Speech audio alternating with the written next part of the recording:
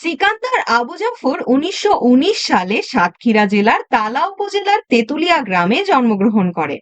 মূলত একজন কবি হলেও সাহিত্যের বিভিন্ন ক্ষেত্রে ছিল তার স্বচ্ছন্দ পদচারণা। প্রগতিশীল সাংস্কৃতিক আন্দোলনে তিনি বরাবরই অগ্রবর্তী ছিলেন। তার সম্পাদনায় দীর্ঘকাল ধরে প্রকাশিত মাসিক সাহিত্য পত্রিকা সমকাল হয়ে উঠেছিল তরুণ সাহিত্যিকদের মিলনক্ষেত্র, পাকিস্তানি অপশাসনের বিরুদ্ধে বুদ্ধিবৃত্তিক প্রতিবাদ ও প্রতিরোধের এক বলিষ্ঠ প্ল্যাটফর্ম। পাকিস্তানি সামরিক শাসনের বিরুদ্ধে সোচ্চার কণ্ঠে প্রতিবাদ ব্যক্ত করায় এই পত্রিকা একাধিকবার নিষিদ্ধ ও এর প্রকাশিত সংখ্যা বাজেয়াপ্ত হয়েছিল। সিকান্দার আবু জাফরের শিক্ষা জীবন শুরু হয় তৎকালীন খুলনা, অর্থাৎ বর্তমানে সাতক্ষীরার তালা বিডি ইংরেজি উচ্চ বিদ্যালয়। সেখানকার পাঠ সমাপ্ত করে তিনি কলকাতার সুরেন্দ্রনাথ কলেজে, পূর্ব নাম রিপন কলেজে অধ্যয়ন করেন।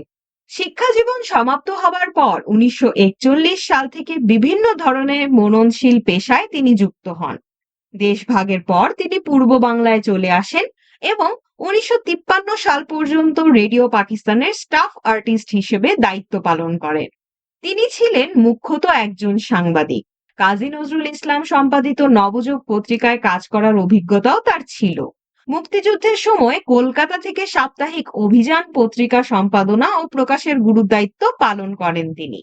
আমাদের সংগ্রাম চলবেই, বাংলা ছাড়ো প্রভৃতি বিখ্যাত রচনার স্রষ্টা সিকান্দার আবু জাফর নাট্যকার হিসেবেও বিশেষভাবে সমাদৃত ছিলেন। সিরাজউদ্দৌলা ছাড়াও তার আরো যেসব বিখ্যাত নাটক রয়েছে তাদের মধ্যে মাকড়সা ১৯৬০, শকুন্ত উপাখ্যান ১৯৫৮ এবং মহাকবি আলাওল ১৯৬৫ বিশেষভাবে উল্লেখযোগ্য। নাট্যচর্চার স্বীকৃতি স্বরূপ ১৯৬৬ সালে তাকে বাংলা একাডেমি পুরস্কারে ভূষিত করা হয়। কবিতা ও নাটকের পাশাপাশি উপন্যাস, অনুবাদ সহ বিভিন্ন সৃষ্টিশীল কর্মকাণ্ডে তিনি সবিশেষ কৃতিত্বের স্বাক্ষর রাখেন।